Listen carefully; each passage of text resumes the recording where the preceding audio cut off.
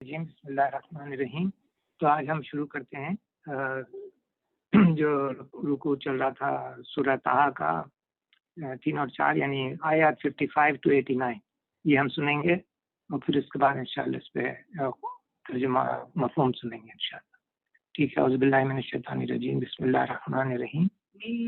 شیطان الرجیم۔ اب ہم انشاءاللہ اس کے مفہوم کو جاتے ہیں رکوع 3 اور 4 کے، اور چونکہ یہ واقعات کنٹینیوس چل رہے ہیں تو میں نے ہر آیت پر الگ کرنے کے بجائے جہاں جہاں پر ایک مکمل پارٹ تھا اس کو رکھا ہے، اور انشاءاللہ آگے ہم اس پر مفہوم کو سمجھنے کی کوشش کریں گے۔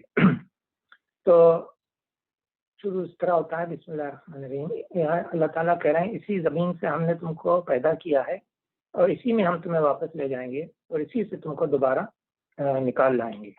تو یہ آیت چونکہ پچھلے آیت سے منسلک ہے، تو یعنی ہر انسان کو لازماً تین مرحلوں سے گزرنا ہے، یعنی 3 اسٹیجز ہیں جس سے ہم کو گزرنا ہے۔ ایک مرحلہ موجودہ دنیا میں پیدائش سے لے کر موت تک، دوسرا مرحلہ جو ہے موت سے قیامت تک، اور تیسرا قیامت کے روز دوبارہ زندہ ہونے کے بعد کا مرحلہ، یعنی 3 اسٹیجز میں ہماری زندگی ہے، اس طرف اشارہ ہے۔ اس کے بعد ہم نے فرعون کو اپنی سب ہی نشانیاں دکھائیں مگر وہ جھٹلائے چلا گیا اور نہ مانا۔ کہنے لگا، اے موسیٰ، کیا تو ہمارے پاس اس لیے آیا ہے کہ اپنے جادو کے زور سے ہم کو ہمارے ملک سے باہر کرے؟ اچھا، ہم بھی تیرے مقابلے میں ویسا ہی جادو لاتے ہیں، طے کر لے کب اور کہاں مقابلہ کرنا ہے۔ نہ ہم اس قرارداد سے پھریں گے نہ تو پھری ہو، کھلے میدان میں سامنے آ جا۔ تو یہ اصل میں یہ اشارہ ہے، نشانی سے مراد کہ آفاق اور انفس کی دلائل اس کو دکھائے گئے، معجزات بھی جو حضرت موسیٰ کو دیے گئے تھے قرآن میں مختلف جگہ پر ان کی تقریریں ہیں انہوں نے فرعون کو سمجھانے کے لیے کی، اور وہ معجزات بھی اس میں ذکر ہے ان کا۔ جادو سے مراد اس کا یہاں پر جو ہے عصا اور ید بیضا کا معجزہ ہے جو اللہ تعالیٰ نے ان کو دیا تھا۔ جب حضرت موسیٰ نے پہلی ملاقات کے وقت بڑے دربار میں پیش کیا تھا تو اس معجزے کو دیکھ کر فرعون پر ایک بدحواسی طاری ہو گئی تھی۔ اس کا اندازہ اس فقرے سے کیا جا سکتا ہے کہ تو اپنے جادو کے زور سے ہم کو ہمارے ملک سے نکالنا چاہتا ہے۔ دنیا کی تاریخ میں نہ پہلے کبھی یہ واقعہ پیش آیا تھا نہ بعد میں کبھی پیش آیا کہ کسی جادوگر نے اپنے جادو کے زور سے کوئی ملک فتح کر لیا ہو۔ فرعون کے اپنے ملک میں سینکڑوں ہزاروں جادوگر موجود تھے جو تماشے دکھا دکھا کر انعام کے لیے ہاتھ پھیلاتے پھرتے تھے۔ اس لیے فرعون کا ایک طرف یہ کہنا کہ تو جادوگر ہے اور دوسری طرف یہ خطرہ ظاہر کرنا کہ تو میری سلطنت چھین لینا چاہتا ہے، کھلی ہوئی بدحواسی کی علامت ہے۔ دراصل وہ حضرت موسیٰ کی معقول و مدلل تقریر اور پھر ان کے معجزے کو دیکھ کر یہ سمجھ گیا تھا کہ نہ صرف اس کے اہل دربار بلکہ رعایا پبلک بھی جو ہے عوام و خواص سے متاثر ہوئے بغیر نہیں رہ سکیں گے۔ اس لیے اس نے جھوٹ اور فریب اور تعصبات کے کام نکالنے کے لیے ایسے جملے شروع کر دیے۔ اس نے کہا، یہ معجزہ نہیں ہے، جادو ہے، اور ہماری سلطنت کا ہر جادوگر اسی طرح لاٹھی کو سام بنا کر دکھا سکتا ہے۔ اس نے کہا کہ اگر لوگوں ذرا دیکھو تمہارے باپ دادا کو گمراہ اور جہنمی کہتا ہے۔ اس نے کہا کہ لوگوں ہوشیار ہو جاؤ، یہ پیغمبر اور پیغمبر کچھ نہیں ہے، بس اقتدار کا بھوکا ہے، چاہتا ہے کہ یوسف کے زمانے کی طرح پھر بنی اسرائیل یہاں حکمراں کریں اور قبطی قوم سے سلطنت چھین لی جائے۔ ان ہتھ کنڈوں سے وہ دعوت آپ کو نیچا دکھانا چاہتا تھا۔ مگر آپ یہ نوٹ کریں اس مقام پر کہ یہ بات بہت امپورٹنٹ ہے کہ ہر زمانے میں جو برسر اقتدار لوگ ہوتے ہیں انہوں نے دایان حق کو جو آپ کی دعوت کرتے ہیں یہی الزام دیا ہے کہ وہ دراصل اقتدار کے بھوکے ہیں، یعنی گورنمنٹ چھیننا چاہتے ہیں اور ساری باتیں اسی مقصد کے لیے کر رہے ہیں۔ تو یہ جو ہے اصل ان کا حربہ یہی ہوتا تھا کہ یہ ہماری گورنمنٹ کو، ہماری تہذیب کو بدلنا چاہتا ہے، چھین لینا چاہتا ہے، چینج کرنا چاہتا ہے۔ جو بھی دایان عمل یعنی نیک لوگ آتے تھے یا نبی آتے تھے۔ موسیٰ نے کہا، جشن کا دن طے ہوا اور دن چڑھے لوگ جمع ہوں۔ تو موسیٰ علیہ السلام نے ان کو ایک ایسے دن کی طرف اشارہ کیا جس دن جیسے عید کا دن ہوتا ہے، یعنی میل کا دن جو وہاں ہوتا تھا، تو انہوں نے کہا اس دن طے کر لیں۔ پھر انہوں نے پلٹ کر اپنے سارے ہاتھ کنڈے جمع کیے اور مقابلے میں آ گیا۔ موسیٰ نے عین موقع پر برے مقابل یعنی اپوزٹ لوگوں کی بات ایڈریس کیا، شامت کے مارو، نہ جھوٹی تہمتیں باندھو اللہ پر، ورنہ وہ ایک سخت عذاب ہے تمہارا ستیہ ناش کر دے گا۔ جھوٹ جس نے بھی گھڑا ہے وہ نامراد ہوا ہے۔ تو فرعون کا دعا یعنی اس کا پرپز یہ تھا کہ ایک دفعہ جادوگروں سے لاٹھیوں اور رسیوں کا سانپ بنوا کر دکھا دوں تو موسیٰ کے معجزے کا جو اثر لوگوں کے دلوں پر پڑا ہوا ہے وہ جو ہے وہ ختم ہو جائے گا، اور یہ حضرت موسیٰ کی بھی منہ مانگی مراد تھی، وہ بھی یہی چاہتے تھے۔ انہوں نے فرمایا کہ الگ کوئی دن اور جگہ مقرر کرنے کی کیا ضرورت ہے، جشن کا دن قریب ہے جس میں تمام لوگ، ملک کے لوگ جمع ہوتے ہیں یعنی مین سٹی میں، وہیں میلے کے میدان میں مقابلہ ہو جائے گا تاکہ ساری قوم دیکھ لے، اور وقت بھی دن کی پوری روشنی کا ہونا چاہیے تاکہ شک و شبہ کے لیے کوئی گنجائش نہ رہے۔ فرعون کے درباریوں اور اس کے درباریوں کی نگاہ میں اس مقابلے کی اہمیت یہ تھی کہ اسی کے فیصلے پر اپنی قسمت کا فیصلہ معلق سمجھ رہے تھے، یعنی ڈیپینڈ کر رہا تھا کہ یہ ڈیسائسو ایکشن ہوگا۔ تمام ملک میں آدمی دوڑا دیے گئے، جہاں جہاں کوئی ماہر جادو موجود ہوا اسے لے آئے۔ اسی طرح عوام کو بھی جمع کرنے کی خاص طور پر ترغیب دی گئی تاکہ زیادہ سے زیادہ لوگ اکٹھے ہوں اور اپنی آنکھوں سے جادو کے کمالات دیکھ کر موسیٰ کی جو عصا ہے اس کے رعب سے محفوظ ہو جائیں۔ کھلم کھلا کہا جانے لگا کہ ہمارے دین کا انحصار اب جادوگروں کے کرتب پر ہے، وہ جیتیں گے تو ہمارا دین بچے گا اور ورنہ موسیٰ کا دین چھا جائے گا، یعنی وہ اوور کم کر لیں گے۔ اس مقام پر یہ بات بھی نظر میں رہنی چاہیے کہ مصر کے شاہی خاندان اور طبقہ عمرہ کا مذہب جو ہے عوام کے مذہب سے مختلف تھا۔ دونوں کے دیوتا اور مندر الگ الگ ہوتے تھے، مذہبی مراسم بھی یکساں نہیں تھے، اور زندگی کے بعد موت کے معاملات میں بھی مصر میں بہت بڑی اہمیت حاصل کی، اور دونوں کے عملی طریقے اور نظری یعنی عقیدے وغیرہ کے انجام میں بہت بڑا ڈفرینس تھا۔ اور یہ آپ اس کے اسٹڈی آف ہسٹری میں کوئن بھی کی آپ اس کو مل جائے گا اگر کسی کو تفصیل سے جاننا ہے تو بہرحال یہ جو کہا گیا کہ موسیٰ نے ان کو ایڈریس کیا کہ شامت کے مارو، نہ جھوٹی تہمتیں باندھو اللہ پر ورنہ اس سخت عذاب سے تمہارا ستیاناش کر دے گا، یہ جو ہے عوام سے نہیں تھا بلکہ یہ خطاب جو ہے فرعون اور اس کے درباریوں سے تھا جو انہیں جادوگر قرار دے رہے تھے۔ اس لیے یہ جھوٹ جس نے بھی گھڑا وہ نامراد ہوا، یہ خود بھی کر رہے تھے۔ یہ سن کر ان کے درمیان اختلاف رائے ہو گیا اور وہ چپکے چپکے آپس میں مشورے کرنے لگے۔ آخرکار کچھ لوگوں نے کہا یہ دونوں تو محض جادوگر ہیں، ان کا مقصد یہ ہے کہ وہ اپنے جادو کے زور سے تم کو تمہاری زمین سے بے دخل کر دیں اور تمہاری مثالی طریقے زندگی خاتمہ کر دیں۔ اپنی ساری تدبیریں آج اکٹھی کر لو اور ایک کر کے میدان میں آ جاؤ، بس یہ سمجھ لو کہ آج جو غالب رہا وہی جیت گیا۔ اس سے معلوم ہوتا ہے کہ یہ لوگ جو آپس میں باتیں کر رہے تھے وہ خود کمزوری کو محسوس کر رہے تھے۔ ان کو معلوم تھا کہ حضرت موسیٰ نے جو کچھ دکھایا ہے وہ جادو نہیں ہے۔ وہ پہلے ہی سے اس مقابلے میں ڈرتے اور ہچکچاتے تھے، اور جب عین موقع پر حضرت موسیٰ نے ان کو للکار کر کہا یعنی ایڈریس کیا تو ان کا عزم جو ہے اور بھی وہ متزلزل ہو گیا۔ ان کا اختلاف رائے اس عمل میں ہوا کہ آیا اس بڑے تہوار کے موقع پر جبکہ پورے ملک سے آئے ہوئے لوگ آدمی اکٹھا ہوئے ہیں، کھلے میدان اور دن کی پوری روشنی میں یہ مقابلہ کرنا ٹھیک ہے یا نہیں؟ اگر یہاں ہم شکست کھا گئے اور سب کے سامنے جادو اور معجزے کا فرق کھل گیا تو پھر یہ بات سنبھالے نہ سمجھے جائے گی، اور ظاہر ہے کہ پھر یہ لوگ جو پارٹی کے تھے ان کے فرعون کے حضرت موسیٰ کی مقابلت میں ہر بازی یعنی ڈیفنس میں ہر بازی کھیل جانے پر تیار تھے۔ تو ان لوگوں کا دار و مدار دو باتوں پہ تھا، ایک یہ کہ جادوگر بھی موسیٰ کی طرح لاٹھیوں سے سانپ بنا کر دکھا دیں تو موسیٰ کا جادوگر ہونا مجموعہ عام میں ثابت ہو جائے گا، دوسرے یہ کہ وہ تعصبات کی آگ بھڑکانے کے جوش میں جوش دلانا چاہتے تھے، اور یہ خوف انہیں دلا رہا تھا کہ موسیٰ کا غالب آ جانا تمہارے ہاتھوں سے ملک نکل جانے اور تمہاری مثالی یعنی آئیڈیل لائف کو ختم کرنے کا موقع مل جائے گا۔ وہ ملک کے باعث طبقے کو ڈرا رہے تھے کہ موسیٰ کے ہاتھ اقتدار آ گیا تو یہ تمہاری ثقافت اور یہ تمہاری آرٹ اور یہ تمہارے حسین و جمیل تمدن، یہ تمہاری تفریحات، یہ تمہاری خواتین کی آزادیاں جن کے شاندار نمونے حضرت یوسف کے زمانے کی خواتین پیش کر چکی تھیں، غرض وہ سب کچھ جن کے بغیر زندگی کا کوئی مزہ نہیں، غارت ہو کر رہ جائے گا، اور اس کے بعد تو میری ملائیت کا دور ہی رہ جائے گا جسے برداشت کرنے سے مر جانا بہتر ہے۔ یعنی یہ ان کے آپس میں یہ باتیں ہو رہی تھی کہ کسی طرح سے اس کو سمجھ لیں کہ جادو ہے۔ جادوگر بولے موسیٰ تم پھینکتے ہو یا پہلے ہم پھینکیں؟ موسیٰ نے کہا نہیں تم ہی دیکھو۔ یکایک ان کی رسیاں اور ان کی لاٹھیاں ان کے جادو کے زور سے موسیٰ کی دوڑتی ہوئی محسوس ہونے لگی۔ حضرت موسیٰ کو جادو کے زور سے موسیٰ کی جو رسیاں اور لاٹھیاں تھیں وہ سانپ کی طرح دوڑتی ہوئی محسوس ہونے لگی، اور موسیٰ نے اپنے دل میں ڈر گیا۔ اب ہم نے کہا مت ڈر، تو ہی غالب رہے گا، پھینک جو کچھ تیرے ہاتھ میں ہے، اور ابھی ان کے ساری بناوٹی چیزوں کو نگل جاتا ہے. یہ جو کچھ بنا کر لائے ہیں یہ تو جادوگر کا فریب ہے، اور جادوگر کبھی کامیاب نہیں ہو سکتے، نہیں ہو سکتا کہ خواہ کسی شان سے وہ آئے. آخر کو یہی ہوا کہ سارے جادوگر سجدے میں گرا دیے گئے اور پکار اٹھے، مان لیا ہم نے ہارون اور موسیٰ کے رب کو.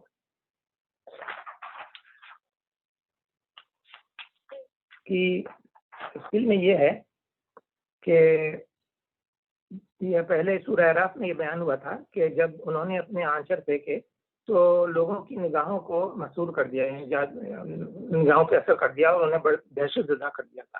یہاں یہ بتایا جا رہا ہے کہ یہ اثر صرف عام عوام پر نہیں ہوا تھا، خود حضرت موسیٰ بھی سیر کے اثر سے متاثر ہو گئے تھے. ان کی صرف آنکھیں نے یہ محسوس نہیں کیا بلکہ ان کے دل میں یہ ان کے خیال میں بھی اثر پڑا کہ لاٹھیاں اور یہ رسیاں صاف بن کر دوڑ رہی ہیں. معلوم ایسا ہوتا ہے کہ جو ہی حضرت موسیٰ کی زبان سے تیکو کا لفظ نکلا، جادوگروں نے ایک دم سے اپنی لاٹھیاں اور رسیاں ان کی طرف پھینک دیں، اور اچانک ان کی یہ نظر آیا کہ سینکڑوں سانپ دوڑتے ہوئے ان کی طرف چلے آ رہے ہیں. اس منظر سے فوری طور پر اگر موسیٰ علیہ السلام نے ایک دہشت اپنے اندر محسوس کی ہو تو یہ کوئی عجیب بات نہیں ہے. انسان بہرحال انسان ہے، انسانی ہوتا ہے، تو آپ پیغمبر ہی کیوں نہ ہو. انسانیت کے تقاضے اس سے الگ نہیں ہو سکتے.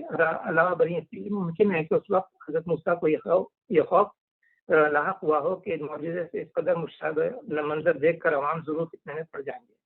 اس مقام پر یہ بات قابل ذکر ہے کہ قرآن یہاں اس امر کی تصدیق کر رہا ہے کہ عام انسانوں کی طرح پیغمبر بھی جادو سے متاثر ہو سکتا ہے، اگرچہ جادوگر اس کی نبوت کو سلب نہیں کر سکتا. یہ اس کے اوپر نازل ہونے والی وہی پر خلل انداز نہیں ہو سکتا، یا جادو کے اثر سے اس کو گمراہ کرنے کی طاقت نہیں رکھتا. لیکن پھر جملہ کچھ دیر کے لیے اس کی قوہ پر ایک گونا اثر ضرور پڑتا ہے، ہو سکتا ہے. اس سے ان لوگوں کے خیال کی غلطی کھل جاتی ہے جو حدیث میں نبی صلی اللہ علیہ وسلم پر جادو کا اثر ہونے کی روایت پڑھ کر نہ صرف ان روایت کی ترغیب کرتے ہیں بلکہ اسے آگے بڑھ کر تمام حدیثوں کو ناقابل اعتبار ٹھہراتے ہیں. یعنی آپ سمجھ گئے نا کہ یہ ایک طرح سے ایکسکیوز نکالتے ہیں کہ انسان پر جادو کا اثر ہو جائے تو حضرت محمد صلی اللہ علیہ وسلم پر بھی تو ہوا تھا، اس لیے نبوت کے احکامات پر فرق پڑا ہوگا. یہ کلیئر ہے کہ ایسا نہیں ہوتا، کہ جو ہے ان کی احکامات جو وحی سے آتے ہیں ان پہ کوئی فرق پڑتا ہے. ہو سکتا ہے کہ معجزے سے یہ جو اجزا پیدا ہوا تھا ان تمام لاٹھیوں اور رسیوں کو نکل گیا جو صاف بنی نظر آ رہی تھی، لیکن جن الفاظ میں یہاں اور دوسرے مقامات پر قرآن میں اس واقعے کو بیان کیا گیا ہے اس سے بظاہر گمان یہی ہوتا ہے کہ اس نے لاٹھیوں اور رسیوں کو نہیں نکلا بلکہ اس جادو کے اثر کو باطل کر دیا جس کی بدولت وہ صاف بنی نظر آ رہی تھی. اور اس کا جو ہے لفظ سورہ اعراف میں بھی آیا ہے جس کے معنی یہ ہیں کہ وہ جو جھوٹ بنا رہے تھے اس کو نگل لے جا رہا تھا. اور یہاں لفظ یہ استعمال ہوا ہے وہ نگل جائے گا جس چیز کو جو انہوں نے بنا رکھی ہے. اب یہ ظاہر ہے کہ ان کا جھوٹ اور ان کی بناوٹ لاٹھیاں اور رسیاں نہیں تھیں بلکہ وہ جادو تھا جن کی بدولت صاف بنی نظر آ رہی تھی. اس لیے یہ مفسر کا خیال ہے کہ جدھر جدھر وہ گیا لاٹھیوں اور رسیوں کو نگل کر اس طرح پیچھے پھینکتا چلا گیا کہ ہر لاٹھی اور ہر رسی بن کر رہ گئی. یعنی جب انہوں نے عصائے موسیٰ کا کارنامہ دیکھا تو انہیں فوراً یقین آ گیا کہ یہ معجزہ یہ یقیناً معجزہ ہے، ان کے فن کی چیز ہرگز نہیں ہے، یعنی جادو نہیں ہے. وہ سمجھ گئے تھے جادوگر کی یہ جادو ہرگز نہیں ہے. اس لیے وہ اس طرح غبار ہی بے ساختہ سجدے میں گرے جیسے کسی نے اٹھا کر ان کو گرا دیا ہو. بہرحال یہ معجزے کی اثر تھا اور اس کا اثر جو ہے مجمع پہ یہ پڑا. اور آپ سوچ سکتے ہیں کہ کیا ہوا ہوگا، ٹیپو کا ملک کیسا زبردست اثر ہوا ہوگا. فرعون نے ملک کے سب سے بڑے مرکزی میلے میں یہ مقابلہ اس امید پہ کرایا تھا کہ جب مصر کے ہر گوشے سے آئے ہوئے لوگ اپنی آنکھوں سے دیکھ جائیں گے کہ لاٹھی نے سانپ بنا دیا، موسیٰ کا کوئی نرالا کمال نہیں ہے، ہر جادوگر یہ کرتب دکھا لیتا ہے، تو موسیٰ کی ہوا اکھڑ جائے گی. لیکن اس کی یہ تدبیر اس پہ الٹ پڑی اور قریہ سے یعنی ہر طرف سے آئے ہوئے لوگوں کے سامنے خود جادوگروں نے اتفاق کی تصدیق کر دی کہ موسیٰ جو کچھ دکھا رہا ہے ان کے فن کی اب چیز نہیں ہے بلکہ فی الواقع معجزہ ہے جو صرف خدا کا پیغمبر ہی دکھا سکتا ہے. اس لیے کہا کہ مان لیا ہم نے ہارون اور موسیٰ کے رب کو. اب دیکھیے وہ آگے کہتا ہے، فرعون نے کہا تم ایمان لے آئے قبل اس کے کہ میں تمہیں اس کی اجازت دیتا. معلوم ہو گیا کہ یہ تمہارا گروہ ہے جس نے تمہیں جادوگری سکھائی تھی. اچھا اب میں تمہارے ہاتھ پاؤں مخالف سمتوں سے کٹواتا ہوں اور کھجور کے تنوں پر تم کو سولی دیتا ہوں، پھر تمہیں پتہ چل جائے گا کہ ہم دونوں میں سے کس کا عذاب زیادہ سخت ہے اور دیر کا ہے، یعنی میں تمہیں زیادہ سخت دے سکتا ہوں یا موسیٰ.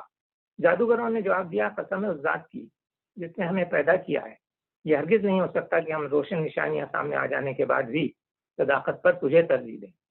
تو جو کچھ کرنا چاہے کر لے، تو زیادہ سے زیادہ بس اسی دنیا کی زندگی کا فیصلہ کر سکتا ہے۔ ہم تو اپنے رب پر ایمان لے آئے تاکہ وہ ہماری خطائیں معاف کر دے اور اس جادوگری سے جس پر تو نے ہمیں مجبور کر دیا تھا درگزر فرمائے۔ اللہ ہی اچھا ہے اور وہی باقی رہنے والا ہے۔ حقیقت یہ ہے کہ جو مجرم بن کر اپنے رب کے حضور حاضر ہوگا اس کے لیے جہنم ہے جس میں وہ نہ جیے گا نہ مرے گا، اور جو اس کے حضور مومن کی حیثیت سے حاضر ہوگا جس نے نیک عمل کیے ہوں گے، ایسے سب لوگوں کے لیے بلند درجے ہیں، سدا بہار باغ ہیں جس کے نیچے نہریں بہ رہی ہوں گی، ان میں وہ ہمیشہ رہیں گے۔ یہ جزائے اس شخص کی جو پاکیزگی اختیار کرے۔ اس میں چند باتیں ہیں جو اہمیت کی ہیں، وہ یہ کہ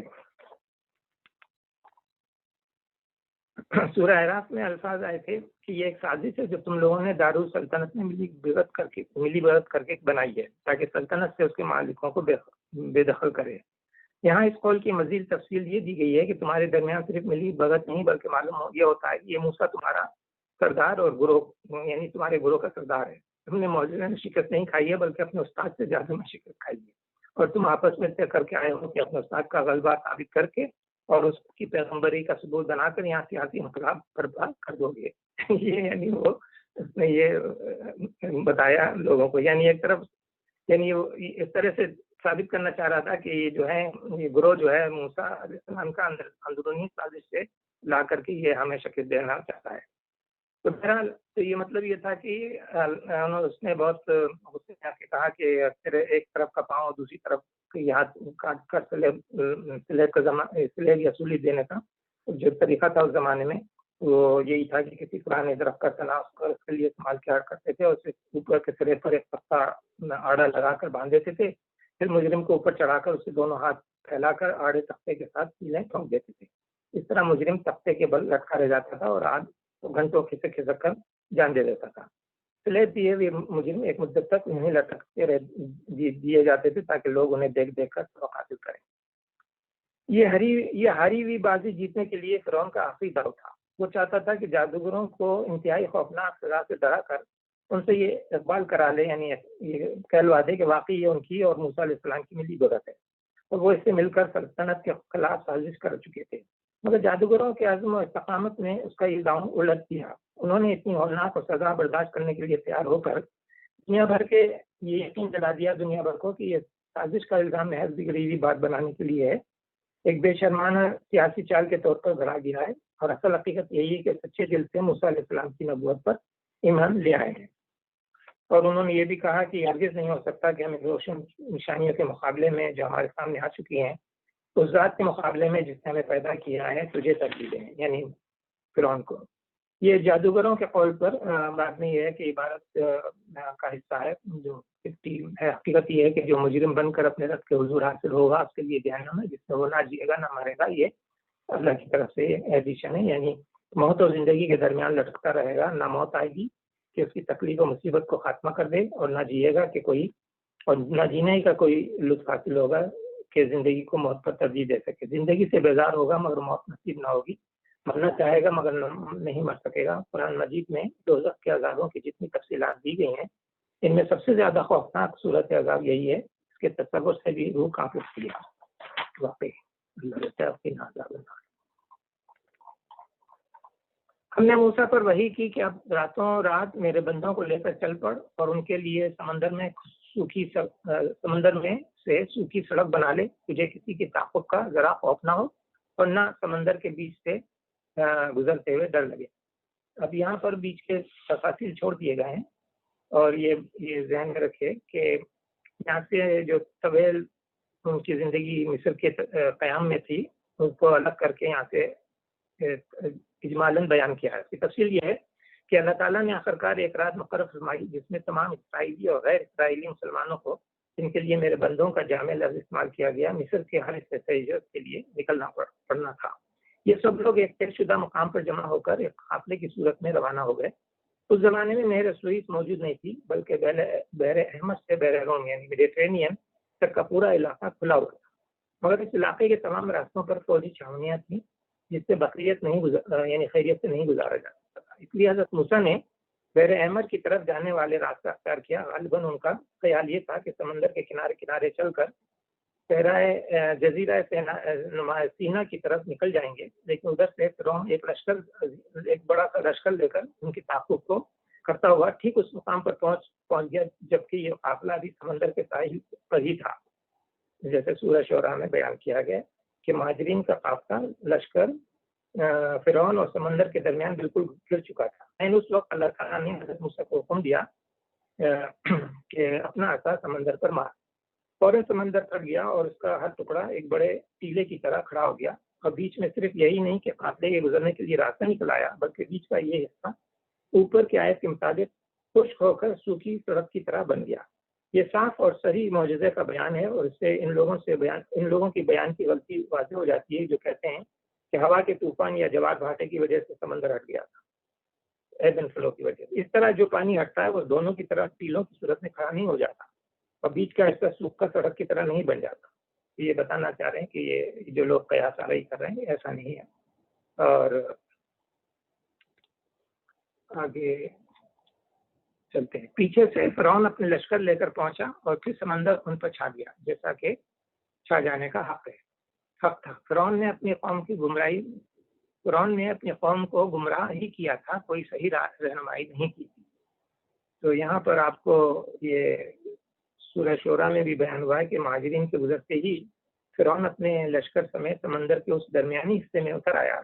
یہاں بیان کیا گیا ہے کہ سمندر نے اس کو اور اس کے لشکر کو دبوچ لیا، اور سورہ بقرہ میں ارشاد ہوا کہ بنی اسرائیل سمندر کے دوسرے کنارے پر سے فرعون اور اس کے لشکر کو غرق ہوتے ہوئے دیکھ رہے تھے۔ سورہ یونس نے فرمایا کہ ڈوبتے ہوئے فرعون پکار اٹھا کہ میں مان گیا کہ کوئی خدا نہیں ہے اس خدا کے سوا جس پر بنی اسرائیل ایمان لائے ہیں، اور میں بھی مسلمانوں میں سے ہوں۔ مگر اس آخری لمحے کے ایمان کو قبول نہ کیا گیا، اور جواب ملا اب ایمان لاتا ہے، اور پہلے یہ حال تھا کہ نافرمانی کرتا رہا اور فساد کیے چلا گیا۔ آج ہم تیری لاش کو بچا لیتے ہیں تاکہ تو بعد کی نسلوں کے لیے نشان عبرت بنا رہے۔ یہ تھی وہ بات، لیکن آپ دیکھیے یہ بڑے لطیف انداز میں کفار مکہ کو یہ ایڈمانش کیا جا رہا ہے کہ تمہارے سردار اور لیڈر بھی تم کو اسی راستے پہ لے جا رہے ہیں جس پر فرعون اپنی قوم کو لے جا رہا تھا۔ اب تم خود دیکھ لو کہ یہ کوئی صحیح رہنمائی تو نہیں تھی۔ اے بنی اسرائیل، ہم نے تم کو تمہارے دشمن سے نجات دی اور طور کے دائیں طرف تمہاری حاضری کے لیے وقت مقرر کیا، اور تم پر من و سلوہ اتارا۔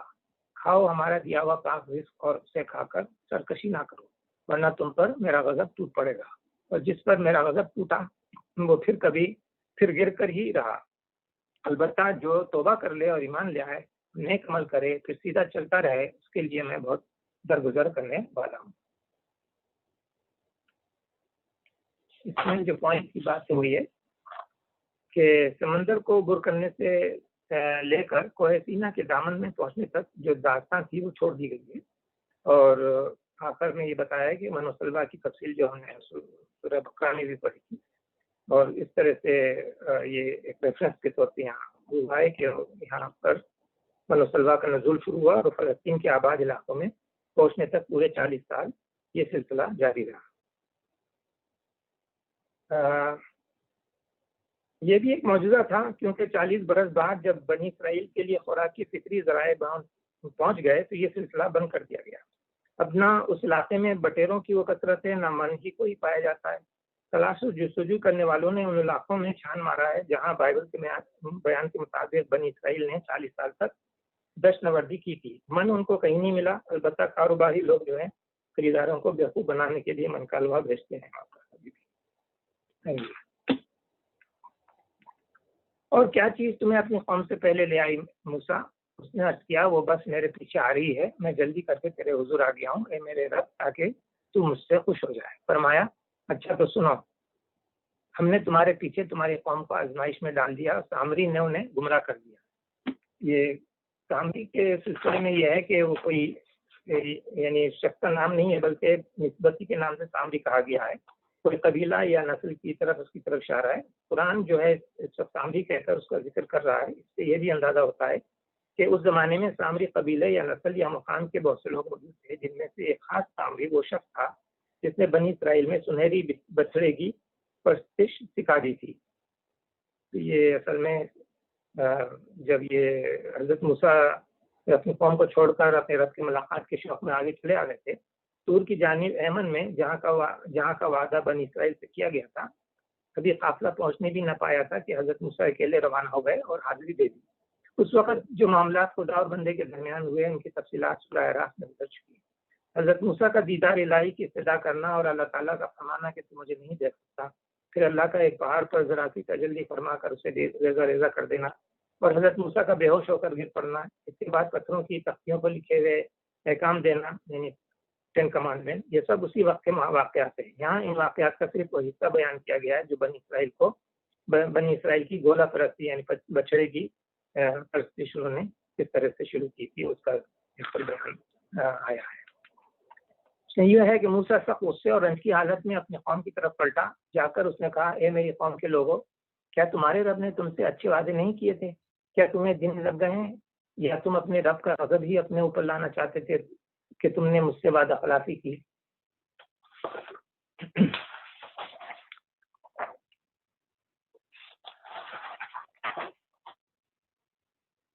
یعنی کہنے کا مطلب یہ ہے کہ اس کا مطلب ہے کہ آج تمہارے رب نے تمہارے ساتھ جتنی بھلائیوں کا وعدہ بھی کیا اور سب تمہیں حاصل ہوئی، تمہیں مصر سے بخیریت نکالا اور غلامی سے نجات دی، تمہاری دشمن کو تہس نہس کر دیا، تمہارے لیے صحراؤں اور پہاڑیوں میں سائے اور خوراک کا بندوبست کیا، کیا یہ سارے اچھے وعدے پورے نہیں ہوئے؟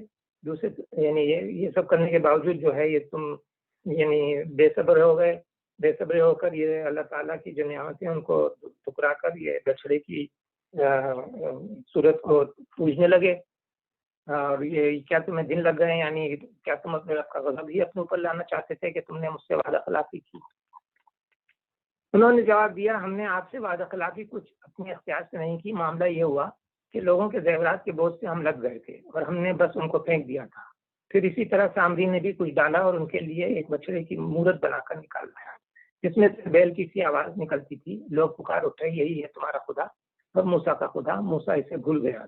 کیا وہ دیکھتے نہیں تھے کہ نہ وہ اس کی بات کا جواب دیتا ہے اور نہ ان کی نفع و نقصان کا کچھ اختیار رکھتا ہے؟ یعنی کہنے کا مطلب یہ ہے کہ لوگوں کو یہ جو زیورات تھے ان کے انہوں نے یہ ایکسکیوز بتائے کہ وہ بہت بھاری تھے تو ان کو انکار کر دیا گیا، تو وہ ایک کٹے ملا کر زیورات کے جو سونا تھا ان کو ملا کر انہوں نے سامری کو دے دیا، اور اس نے ایک ایسی بچڑے کی آواز ایک بچڑا بنایا جس کی آواز جو ہے وہ بیل کی سی آتی تھی، اور وہ جو ہے وہ سامری نے قوم کو دھوکہ دیا۔ تو اس طرح سے اس نے جو ہے کہا کہ یہ خدا کی شکل میں جلوہ فرما ہو گیا ہے، اور اس کی پرستش ان لوگوں نے شروع کر دی۔